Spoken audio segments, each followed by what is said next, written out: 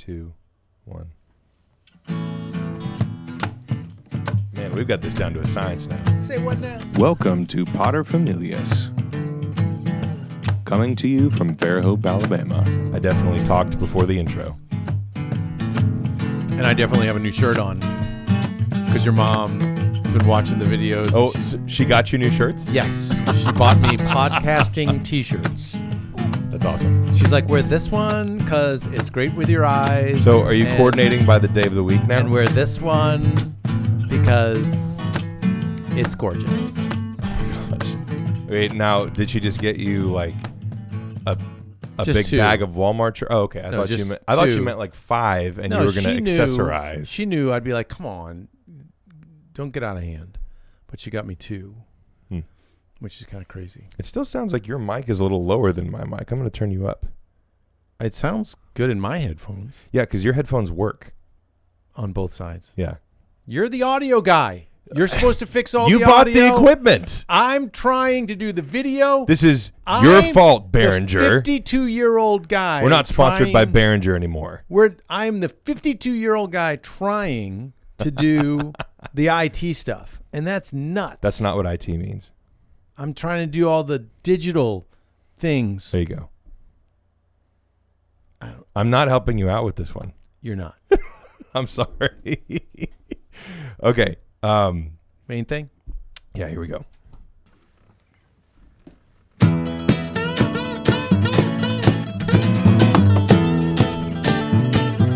It's the main thing.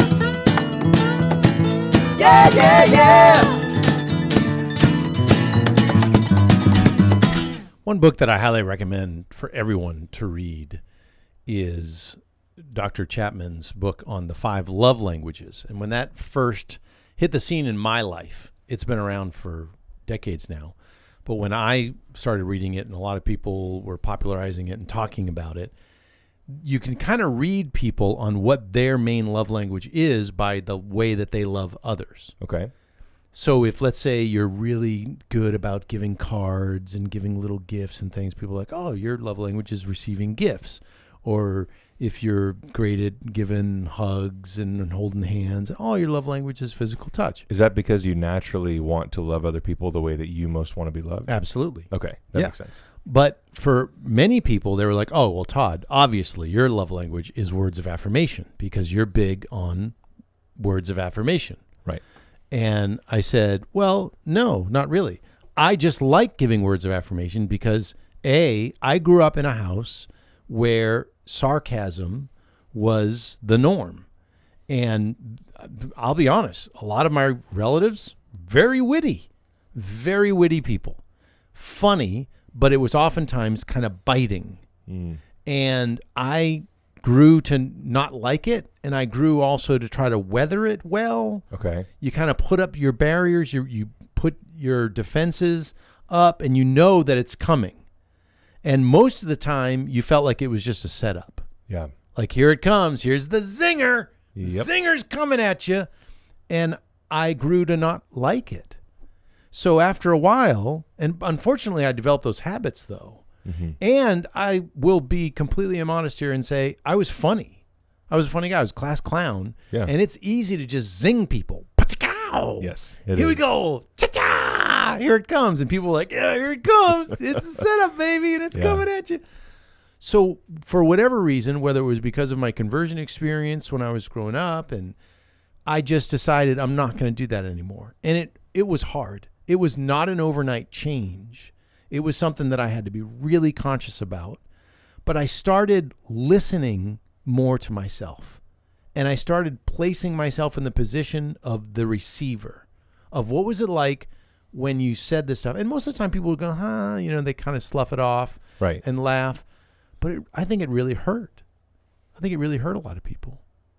So I got to a point where I was just like, I'm not doing this anymore. Mm-hmm. And gradually I got to a point where I'm like, no more. So then, so this is how it developed in stages. Yeah, because I was going to ask, I have a different memory of how this all worked, but that's maybe because of what you're about to say. Okay. It got to a point where I would try to not say the biting, sarcastic things. that were funny. And sometimes it felt bad because there was a total setup. Like you are lobbing that pitch to me. Like how they bait Michael in The Office? Yes. Yeah, okay. Yes. And that's how I felt everywhere that I went. And it was hard because you're like, don't say it. And then it got to a point where I was like, all right, the easiest way to not say it is to say something positive. And then I tried to develop those habits. And now you guys, you and the rest of your siblings make fun of me, and I'm okay with it. But you're like, oh, here you go, Dad. Oh, there's so much beauty in the room. It's like it's going to explode. Well, you also understand that we're not necessarily making fun of the nice thing. We're making fun of how often you say it. Okay. All right. And I'm okay with that. Okay, awesome. I'm okay with when we first started texting. Hey, guys, you heard that? He's okay with it. Yeah, So we can do it forever. I am. Remember when we first started texting and you guys were like, Dad, you don't say love, I love you, love Dad. Yes, I do remember that's that. enough. If you say I love you, just put Dad. And I'm like, well, no, I can say I love you and then love Dad. No, Dad, you're doing it wrong. And I'm like, no, I'm doing it like I do it. And that's okay. And it made perfect sense for you at the time. So we only questioned it insofar as we were like, all right, can we get him to stop doing this embarrassing thing? No, we can't. Okay, that's fine. There you go. Well, now, what were you going to say about how did you remember? Well, I have this vivid memory of when you, I don't remember if it was just one time or if it was multiple times, but there was a point at youth group at St. Ignatius back in the day where you just called everyone out. And I remember it because of how uncomfortable it was. So you called the entire room. There were probably 60 kids there in the room who were all in high school. At that time, At least. And you called them out and you got kind of heated and passionate, which was normal, but you were heated and passionate in a different way because we could tell that it was personal for you. Right. And you were saying, I hear all these negative comments that y'all make to each other. I hear all the negative humor and it needs to stop. And I remember that. Yeah. I was probably 14 or 15 at the time. And I knew you weren't necessarily speaking to me, but I was just like, well, I know what he's talking about. You didn't have bad habits of doing those things. No, I was pretty sarcastic though, Yeah. but it was never directed at one person to make fun of them. Or at least I tried not to. Well, even the word sarcasm comes from sark, where it's the tearing of the flesh. Well, yeah. That's the words are that biting. Mm-hmm. And I think what happened with me is it got to a point where I felt like I was drowning in that kind of stuff, in that kind of rhetoric. And I thought, why do we justify this? Mm-hmm. Why do we say that this is okay? Especially those of us who proclaim ourselves as Christians, as followers of Christ.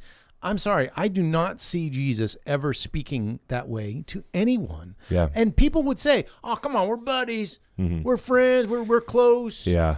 Yep. I've seen that conversation happen right in front of me before. Like, this is okay. Mm-hmm. And it's funny because so I'll tell you about my perspective from being a youth minister as well. So I watch the middle school kids who are funny in that way and they know it. And so they will just attack everybody that they know. Even their friends, and the people who are their friends, the other kids who are close to them will go, they'll kind of laugh it off. JK. Oh, yeah, I know you're kidding. They're like, yeah, I'm totally kidding.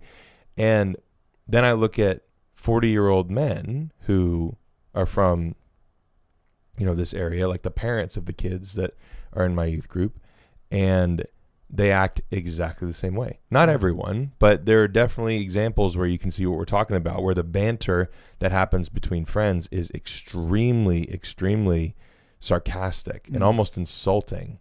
And it's totally fine because you're friends, quote unquote. Right. So it becomes the acceptable behavior, especially when you just say that you're kidding. And it's learned. It's not like it's something, well, I will say this, that, middle schoolers are they're like terrible adults in the sense that they get away with murder, basically. Right. And because they're kids and they're not supposed to know all this stuff, they're a little bit more innocent, and their parents, I guess, let them get away with it. It's not a criticism. It's just that's how middle schoolers are. And I think that if you allow that behavior to become part of how you interact with your peers, then if it's never rooted out, if your parents never call you out on that or your friends never call you out on it, then of course that would become part of your behavior. And so a lot of these parents are raising their kids to do the exact same thing. Yeah. So this is my point is please take a look, because see, as a radio guy, I air check myself frequently. Mm-hmm. I'll go back and I'll listen to the show, and because I host a show, co-host a show on morning radio, Catholic radio, and I'll go back and listen to it. And I do that for little idiosyncrasies that'll still creep back in, Mm-hmm. and too long of a pause or a filler sound or something like that. But I really do listen to the way that I'm speaking and making sure that the questions are good and poignant. But if you air check just yourself in conversation, just kind of go back and listen to yourself Mm-hmm. and try to figure out, is this really the way that I should be speaking to others? So what does this have to do with love languages? Well, because since people thought that my love language was words of affirmation, because now it's become this just habit for me. Yeah. I like to affirm people. I like to build them up with words. I love the reaction. Now, if their love language is words of affirmation, I can tell in 4 seconds Mm-hmm. because of the way that they receive it. Because sometimes people, especially just as I said earlier, they get the defensive up. Like they surround themselves with a wall going, this is a setup. Because they're so used to it that they assume there's nothing else that this could possibly be. Right, here it comes. I've experienced that too, because I don't affirm people nearly as much as you do. But if you give someone a genuine affirmation, they almost don't know what to do with it. They do a long pause. Yeah, because they're like, okay, what's the next part? Like, when are you going to make fun of me? Right, when are you going to hit me? Right. Where's the zinger? Mm-hmm. And it's like, there is no zinger. It's like, how sad is that some people expect it so much that they're like, there's no way that you could possibly be doing this for any other reason. And this is the amazing thing, especially when you are talking about the love languages. You really need to be creative to love somebody who their love language is receiving gifts. Yeah. You have to be creative. It doesn't mean you have to spend a lot of money, right, but you at least have to think about it. Sometimes you have to overcome certain things. Like some people really don't like to touch others. Like I've had people that are like, I really don't want to hug you, Todd. Which to me is like, wow, okay, I never understand that one. But I get it. I get it. Yeah. But words of affirmation, even if it's not something that you're accustomed to, you can develop this habit. It does not take a great deal of effort to speak positively to people. Mm-hmm. It doesn't. In fact, it is so stinking easy. I just don't understand why the world doesn't go through this simple transformation and just speaks properly to other people. Yeah. I mean, I can tell you why that is. It's because that's uncomfortable. And it's much easier, in a way, to just act the way that you were raised to act than it is to actually look at yourself and figure out what needs to change, especially when it comes to speech. I mean, the reason why it makes people uncomfortable when you give them genuine affirmations is not because they're not used to receiving affirmations. It's because they have developed this worldview based on their experiences that is for survival. It has nothing to do with good point. With the world being properly ordered in terms of people loving each other the right way that they're supposed to. It has to do with, how can I get through the day? And if your day is full of people making fun of you, and if it's full of sarcasm, then you have to do that in order to survive. You have to put those walls up. Yeah. So for you and I, what's kind of fun is to, over a course of a number of months or even years, watch someone's walls come down in their relationship with you. Because if you affirm them enough, that starts to happen. Yeah, and then they know that they don't have to have defenses around you. Exactly. I've had people that have come to see me specifically because they're like, I just need a little Todd. Mm-hmm. And I know exactly what they mean because you get battered. Yeah. And I mean, it's like you're out there in a storm and your boat's like, what the? Yeah, I'm laughing because it happens to me much more often with strangers than it does with people that I know. And maybe that's the difference in our charisms, the way that we interact with people. But I must give off this vibe of like, hey, I'm a good listener. Like, you should tell me your life story. Well, you do actually have that vibe. And that's fine. It's not like I'm complaining about this, but I definitely have these experiences frequently, like almost once a week, where a stranger, I'll greet them, we'll have a short, like 30-second conversation, and then all of a sudden they're like crying in my arms. Yeah. And it's not because of anything that I said or did. It's just I must give off this vibe of like, hey, I really care about your experiences. And there have been times when that's really uncomfortable for everyone, myself included. Mm-hmm. But there are also times when, like, there was a woman that I met on a plane one time. And I'm going to start crying if I talk about this. But I had just gone through the experience with Afton where she got sick. Remember? And so it was probably a year. I remember. Yes. Yeah. So it's like a year after that. And I was on this plane and I forget exactly what the situation was, but it had something to do with the baggage claim and something wasn't right with what people were trying. So not the baggage claim, but people putting their luggage in the overhead compartments on the airplane.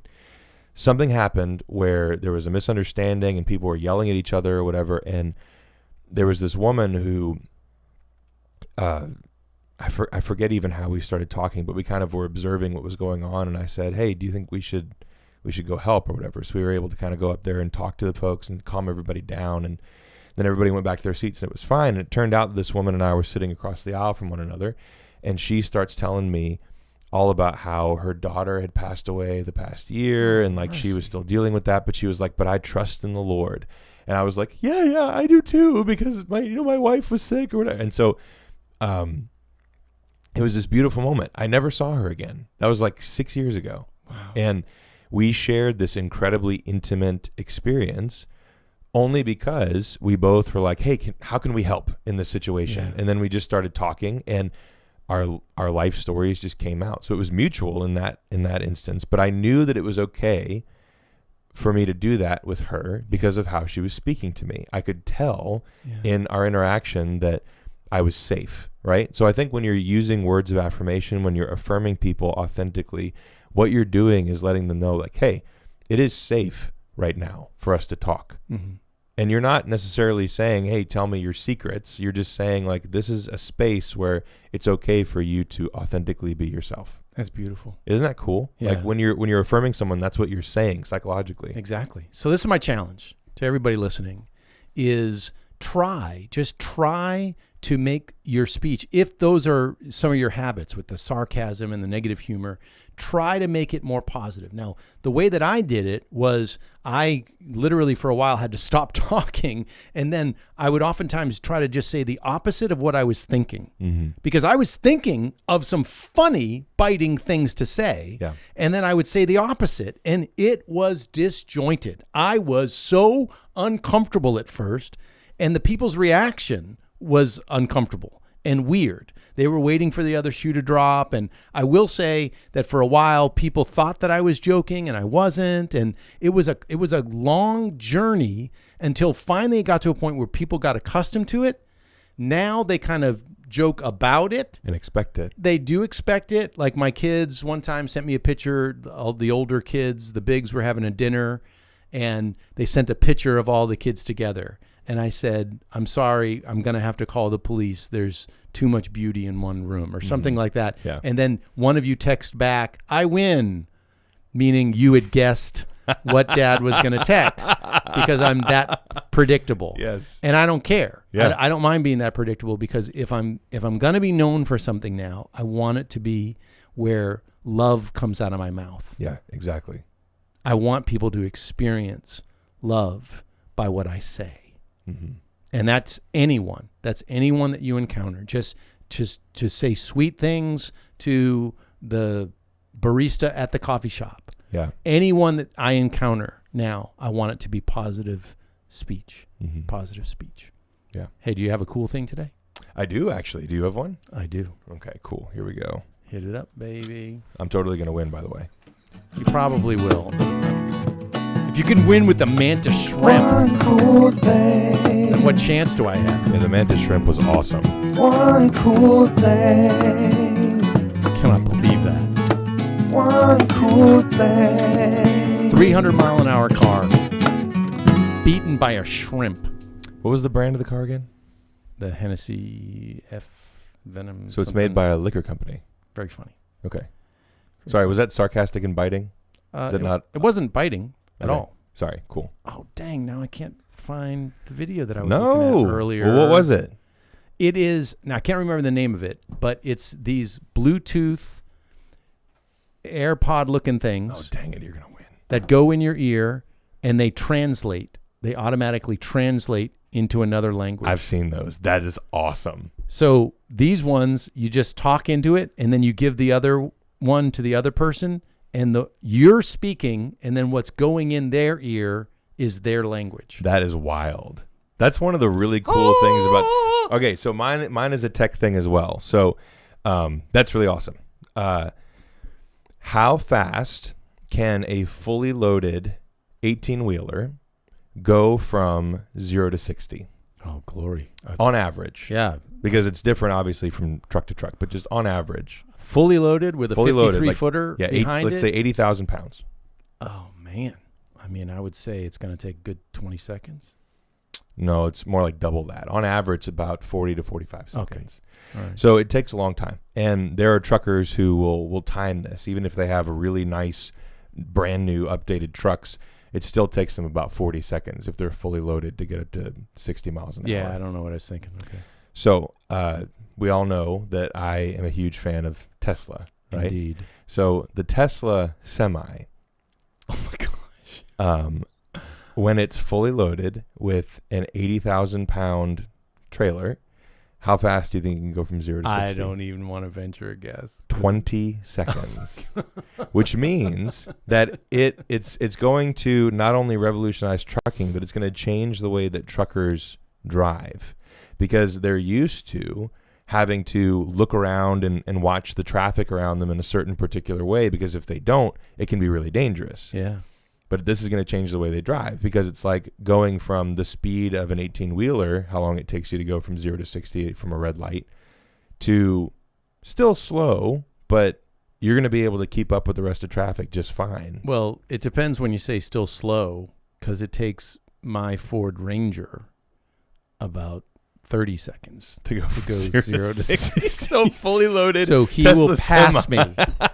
He will pass me. Have you seen the videos on YouTube of the truck, the Tesla truck by itself? Yeah, it looks pretty BA. Not only that, have you seen the videos of it accelerating? Where there's smoke coming from the tires? Yeah, and it looks like it shouldn't, like something that big shouldn't be able to move that fast. Yeah, that's pretty awesome. Yeah, I love Tesla. Like, I've done a deep dive into all the stuff that's going on with their company. So that's awesome. You got a song for us? I do, actually. All right. I did not tune this guitar. So we'll just see how we're doing here. Yeah, that's good enough. Close enough for government work? Yes, indeed. Here we go. This is called Fall Too Far. Oh, I love this song.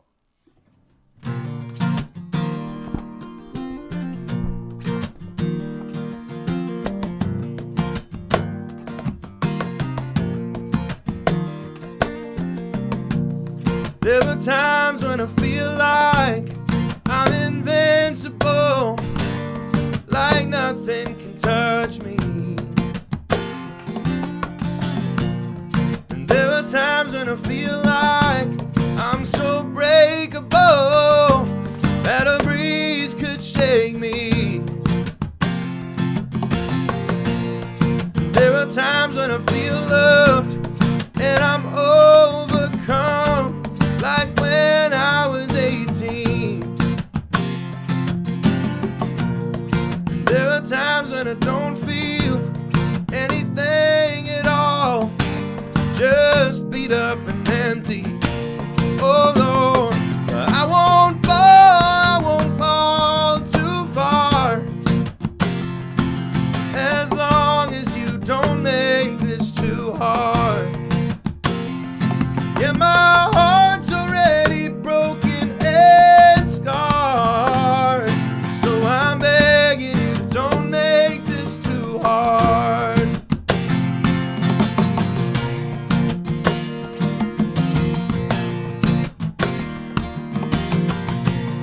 There are times when I feel like I am truly wanted, like nobody could hate me.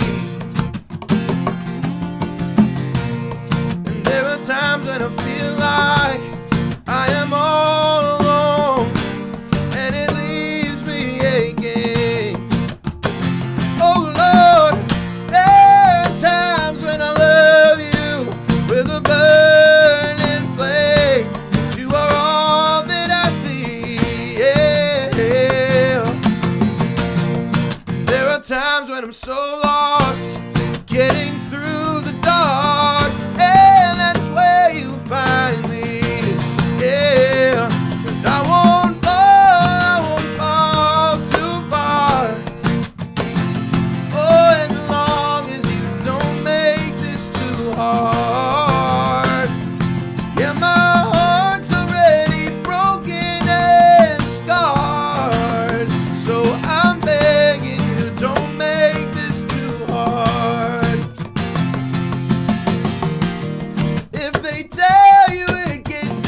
yeah. Well, it's a lie, it's a lie. But at least I know you'll be honest with me every single time. 'Cause I won't fall too far. As long as you don't make this too hard. Yeah, my heart's already broken and scarred.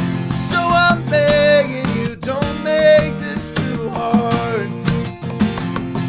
Yeah, my heart's already covered in scars. So what's one more if you don't make this too hard? That's awesome. I love that song. Thank you. Thanks so much for listening to Potter Familias. Catch y'all next time. Do all the things.